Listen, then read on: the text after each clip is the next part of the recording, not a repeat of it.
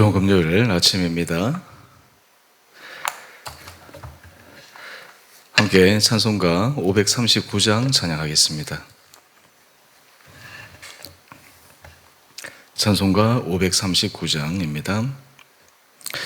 너 예수께 조용히 나가 내 모든 짐 내려놓고 주 십자가 사랑을 믿어 죄사함을 얻으라.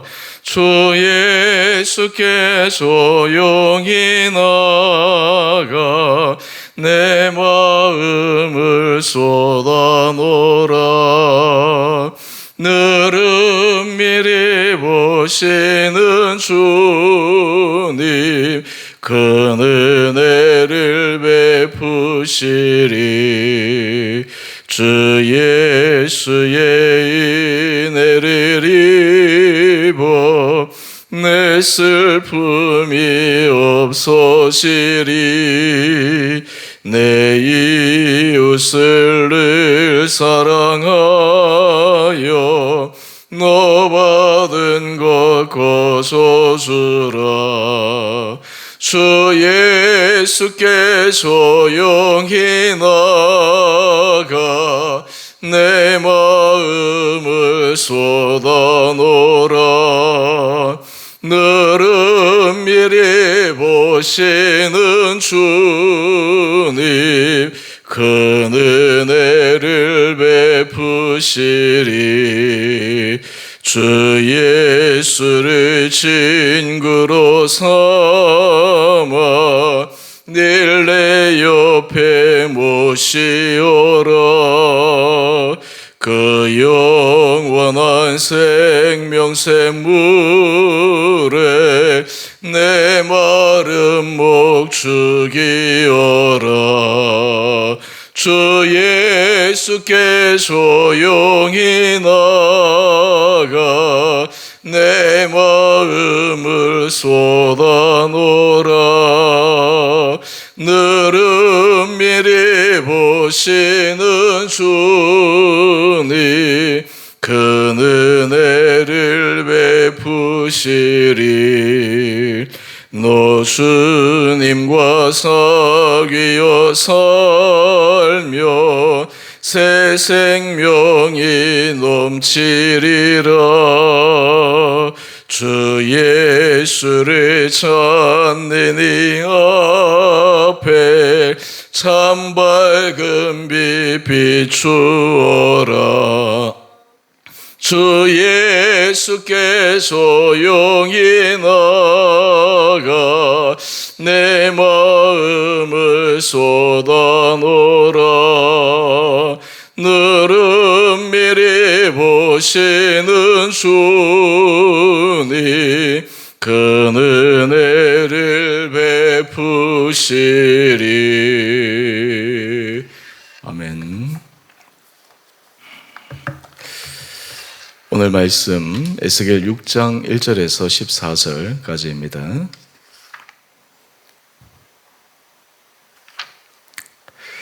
여호와의 말씀이 내게 임하여 이르시되 인자야 너는 이스라엘 산을 향하여 그들에게 예언하여 이르기를 이스라엘 산들아 주 여호와의 말씀을 들으라. 주 여호와께서 산과 언덕과 시내와 골짜기를 향하여 이같이 말씀하시기를 나고 내가 칼이 너희에게 임하게 하여 너희 산당을 멸하리니 너희 제단들이 황폐하고 분향 제단들이 깨뜨려질 것이며 내가 죽임을 당하여 너희 우상 앞에 엎드러지게 할 것이라. 이스라엘 자손의 시체를 그 우상 앞에 두며 너희 해골을 너희 제단 사방에 흩으리라. 내가 너희가 거주하는 모든 성읍이 사막이 되게 하며 산당을 황폐하게 하리니 이는 너희 제단이 깨어지고 황폐하며 너희 우상들이 깨어져 없어지며 너희 분향 제단들이 찍히며 너희가 만든 것이 폐하여지며 또 너희가 죽임을 당하여 엎드러지게 하여 내가 여호와인 줄을 너희가 알게 하려 함이라. 그러나 너희가 여러 나라에 흩어질 때에 내가 너희 중에서 칼을 피하여 이방인들 중에 살아남은 자가 있게 할지라. 너희 중에서 살아남은 자가 사로잡혀 이방인들 중에 있어서 나를 기억하되 그들이 음란한 마음으로 나를 떠나고 음란한 눈으로 우상을 섬겨 나를 근심하게 한 것을 기억하고 스스로 한탄하리니 이는 그 모든 가증한 일로 악을 행하였습니다. 그때야 그들이 나를 여호와인 줄 알리라. 내가 이런 재앙을 그들에게 내리겠다 한 말이 헛되지 아니하니라. 주 여호와께서 이같이 이르시되 너는 손뼉을 치고 발을 구르며 말할지어다. 오호라, 이스라엘 족속이 모든 가증한 악을 행함으로 마침내 칼과 기근과 전염병에 망하되 먼 데 있는 자는 전염병에 죽고 가까운 데 있는 자는 칼에 엎드러지고 남아있어 애워싸인 자는 기근에 죽으리라. 이같이 내 진노를 그들에게 이른즉 그 죽임당한 시체들이 그 우상들 사이에 제단 사방의 각 높은 고개 위에 모든 산 꼭대기에 모든 푸른 나무 아래에 무성한 상수리 나무 아래 곧 그 우상에게 분향하던 곳에 있으리니 내가 여호와인 줄을 너희가 알리라. 내가 내 손을 그들의 위에 펴서 그가 사는 온 땅 곧 광야에서부터 디블라까지 황량하고 황폐하게 하리니 내가 여호와인 줄을 그들이 알리라. 아멘. 우리가 계속해서 에스겔 말씀을 묵상하고 있습니다.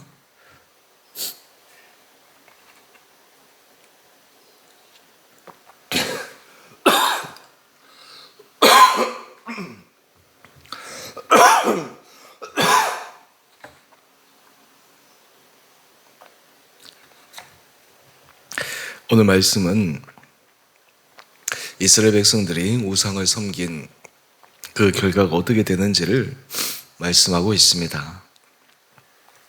오늘 하나님께서 이스라엘 백성들에게 축복의 길, 생명의 길을 약속하셨지만 이스라엘 백성들은 반대 길로 걸어갔습니다. 그 결과 하나님께서 참고 인내하시다가 이스라엘 백성들을 살리기 위해서 극약 처방을 하십니다.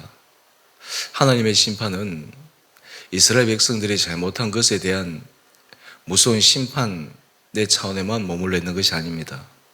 이 극약 처방은 지금 당장은 이스라엘 백성들을 심판으로 죽음에 이르게 하는 것 같지만 오히려 이 시간을 통해 이스라엘 백성들에게 진정한 교훈을 깨닫게 하고 하나님 앞에 다시 돌아오게 하기 위한 극약 처방의 방법입니다. 오늘 본문 말씀을 한번 보십시다. 4절 말씀입니다. 너희 제단들이 이 황폐하고 분향 제단들이 깨뜨려질 것이며 너희가 죽임을 당하며 너희 우상 앞에 엎드러지게 할 것이라. 하나님께서 말씀합니다. 그러면서 우리 7절 말씀을 한번 보십시다. 또 너희가 죽임을 당하여 엎드러지게 하여 내가 여호와인 줄을 너희가 알게 하려 함이라. 이런 사람이 마음이 강팍해지면 하나님의 부드러운 음성이 그 마음 가운데 들리지 않습니다. 사실 인생 가운데 우리가 조금 잘못된 길을 걸어갈 수 있습니다. 그때 하나님께서 우리에게 부드러운 말, 좋은 말로 하실 때 그 말씀을 마음에 듣고 돌이킨다 그러면 참 그 인생은 복될 것입니다. 그런데 대부분의 경우에 한번 잘못된 길을 가게 되면 마음이 강팍해집니다. 교만해집니다. 자신들이 분명 하나님 앞에서 잘못된 일을 하고 있다라고 하는 것을 알고 있음에도 아무런 실제적인 문제가 일어나지 않으면 괜찮은 줄 착각합니다. 오히려 그 길을 더 강화합니다.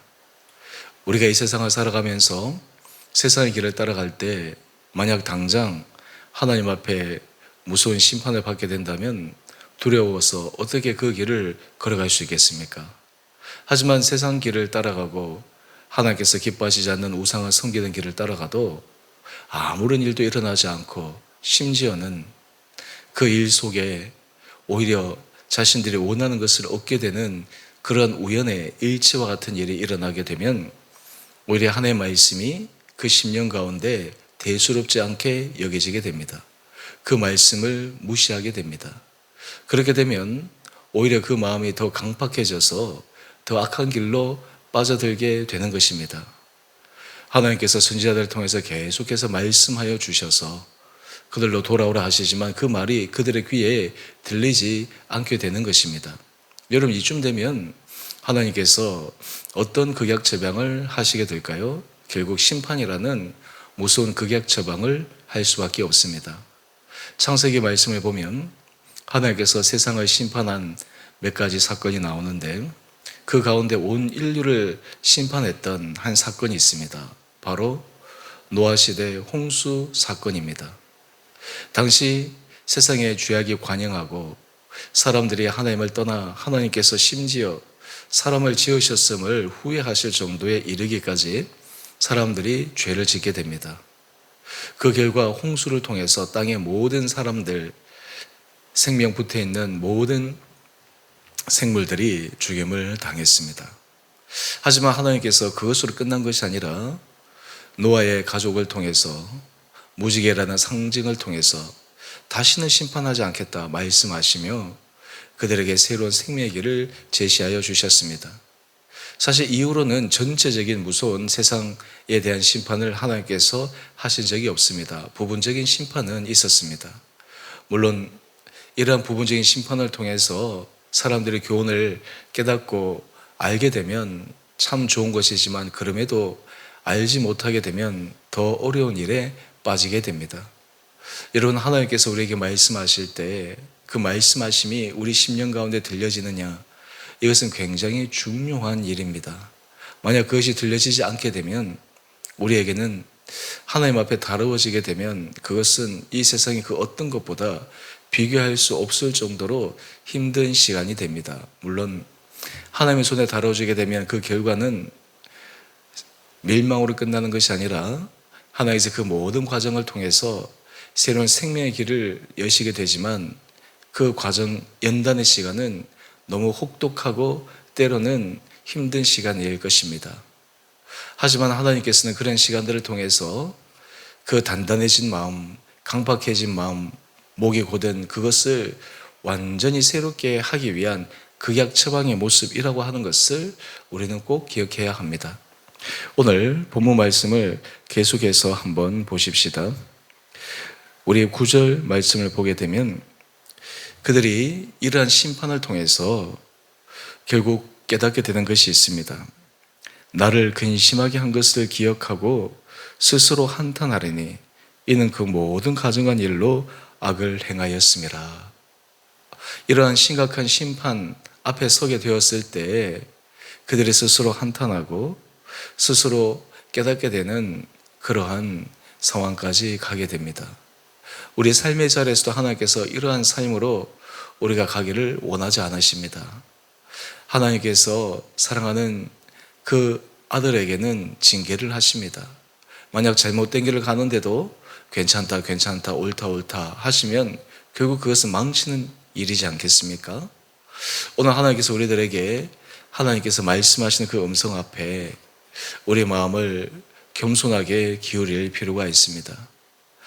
일단 일어나는 여러 가지 일들 속에는 사람이 하는 말일 수도 있고 여러 가지 사건들이 우리에게 하는 말일 수 있지만 우리가 하나님 앞에 겸손하게 무릎을 꿇고 기도하게 되면 그 속에서 우리에게 말씀하시는 하나님의 세미한 음성이 들리게 됩니다.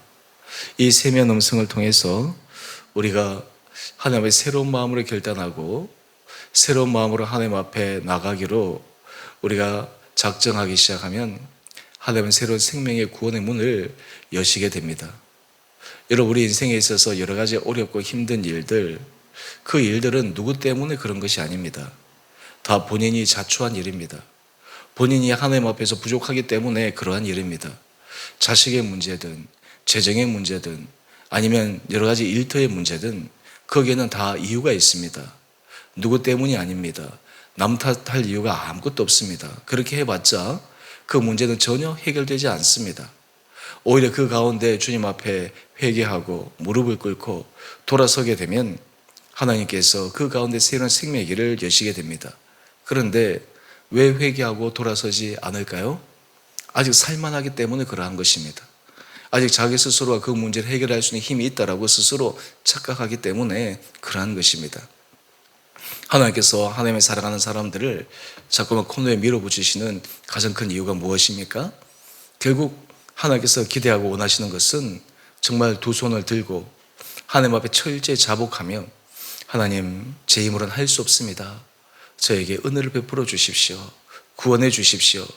여러분, 이러한 고백, 이러한 진실한 하나님 앞에 마음이 주님 앞에 전달되기를 원하는 것입니다. 오늘 우리가 이스라엘 백성들의 모습을 보며, 여러분, 이스라엘 백성들의 모습을 생각할 때마다 참 안타까운 마음이 드시죠? 그런데 여러분, 이 마음이 바로 우리의 마음입니다. 우리의 모습입니다. 우리의 하나님 앞에 이기적이고 강팍하고 교만한 모습입니다. 오늘 이 아침 하나님 앞에 이 이스라엘 백성들을 향하신 그 하나님의 깊은 사랑을 이해하고 기억하고 새로운 마음으로 결단하고 믿음으로 나가 주께서 우리의 삶의 문제들을 통해서도 말씀하시고 역사하시고 오히려 그것을 통해 새로운 하나님의 생명의 문, 거로 하나님의 구원의 문, 전화위복의 길로 우리의 인생을 전환시키기를 원하시는 하나님의 마음이 우리 가운데 느껴지므로 새로운 믿음의 차원으로 한 걸음 한 걸음 도약할 수 있는 우리 온 성도들 될 수 있게 되기를 주님 이름으로 축원드립니다. 함께 기도하겠습니다. 사랑의 주님, 이스라엘 백성들을 향한 무서운 심판의 말씀, 아버지의 말씀을 통해 우리들이 하나님 앞에 겸허하게 겸손하게 서게 하여 주시고 두렵고 떨리는 마음으로 하나님 앞에 새로운 믿음의 결단하며 나가는 우리 한 분 한 분들 되게 하여 주시기를 우리의 사랑하신 예수님 이름으로 감사 기도 드리옵나이다. 아멘. 하늘에 계신 우리 아버지, 아버지의 이름을 거룩하게 하시며 아버지 나라가 오게 하시며 아버지의 뜻이 하늘에서와 같이 땅에서도 이루어지게 하소서. 오늘 우리에게 일용할 양식을 주시고 우리가 우리에게 잘못한 사람을 용서하여 준 것 같이 우리의 죄를 용서하여 주시고 우리를 시험에 빠지지 않게 하시고 악에서 구하소서. 나라와 권능과 영광이 영원히 아버지의 것입니다. 아멘. 오늘도 주 안에서 믿음으로 승리하시는 하루 되시기를 바랍니다.